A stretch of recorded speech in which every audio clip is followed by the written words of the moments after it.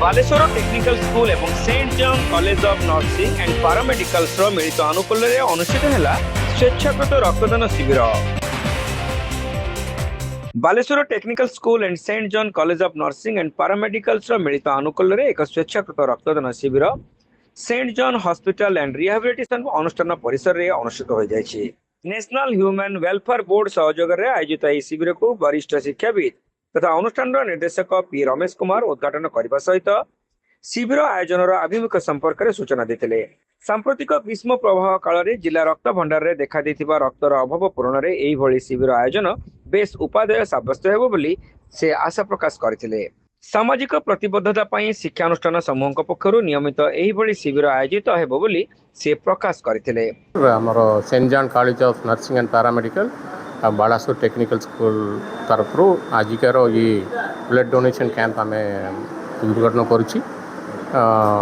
आजिकाली परिस्थिति रे ब्लड आवश्यक बहुत दरकार हो लोक मैंने केतगड़ा जगार ब्लड न होती मरवा व्यवस्था भी हो जाऊँगी। तेणु आमर छात्र छात्री मानकर आम एनकरेज करुच्ची एटा ब्लड दबा निमंत लोक को सेवा करने निमंते पार्टिकुलरली थैलेसीमिया पेशेंट्स मानकर ब्लड ट्रांसफ्यूजन आवश्यक पड़ी से मैंने अति गरीब लोक मैंने भी किसी से दृष्टि आम यहाँ करने द्वारा जनसेवा भी होची आमर सोशल सर्विस किंबा पिला मानकर अवेयरनेस आम क्रिएट कर आमर नर्सिंग कॉलेज आरंभ होला यहाँ थर्ड ईयर एटा आमर प्रथम कैंपिंग होची। आगामी दिन आमर ये कैंपटा बारंबार जिते पिलांकर संख्या नहीं कि आम बहुत थर अनेक थर आमर करने आशा करुचु।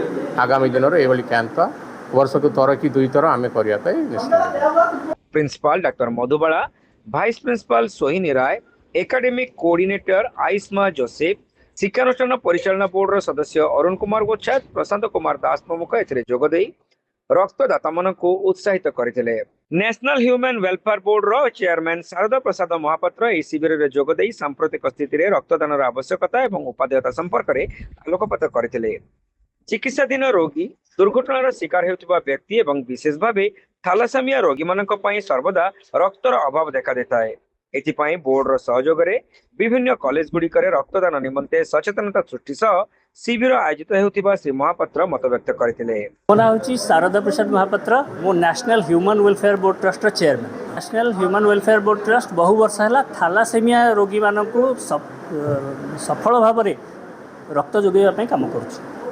एवं यही परिप्रेक्षी में आमर जो Saint John paramedical and nursing college अच्छी तार जो रमेश सार अच्छा सागे आम जोगाजोग कलु एवं देखिए आप जो नुआ पिला माने प्रथम कर दौरान यहाँ गोटे भल मुहिम से आरंभ करमको सहयोग करके एक तो पिला हिमोग्लोबिनटा बहुत स्ट्रंग थाए यही बयस जोटा कि आपणकर हिमोग्लोबिन अभाव हम ना तार प्रदर्शन कराए। दुई रे थैलासेमिया वर्तमान ओडिशा रे 97,500 रु अधिक पिला अच्छा जो मान कि रेगुलर ब्लड दरकार हो एवं आमर वर्तमान 4.5 लाख रु ऊर्ध्व यूनिट्र आवश्यकता अच्छी। एवं आपणकर Saint John paramedical and nursing centre आम शताधिक ब्लड यूनिट संग्रह करूँ आशा रखीचु। जेहेतु प्रथम करी पिला माने दौरान छोट पिला माने अच्छी किसी पिलांकर बयसगत दृष्टि कहार वेट जो कहार एवं आमर जेहेतु एथरे फ्री रे हो जाऊँगी आपंकर हिमोग्लोबिन टेस्टा कहार हिमोग्लोबिन कम अच्छी नॉर्मली झील पिला पढ़ुंट तो सहीटा इजिली बाहरी जाऊँगी जहाँद्वारा कि से आउटे सचेतन हे जार कम अच्छी से आउटे आयरन मेडिसिन खाइब। तेणु एगुड़ाक आम प्रति कॉलेज रे आम करने चेष्टा करूँ। आप देखु नर्सिंग पिला माने निजे अवेयर हेबे जे ब्लड आवश्यकता केते अच्छी एवं से माने जेतेबेले निजे दबाक आरंभ करेंगे सी अन्य मानक प्रेरित करें। यहाँ गोटे बड़ आवश्यकता रही वर्तमान समय भावुँ। यह शिविर में बालेश्वर टेक्निकल स्कूल और Saint John college of nursing and paramedical छात्र छात्री कर्मचारी माने स्वेच्छाकृत भाव रक्तदान करते। तेबे प्रथम थर रक्तदान करुवा संख्याधिक छात्र छात्री मध्य बेस उत्साह परिलक्षित होता। नेशनल ह्यूमन वेलफेयर बोर्ड निर्देशक डॉक्टर सौभाग्य पट्टनायक प्रत्यक्ष तत्वावधान में Saint John college of nursing and paramedical कर्मचारी माने शिविर परिचालन में सक्रिय सहयोग करथिले।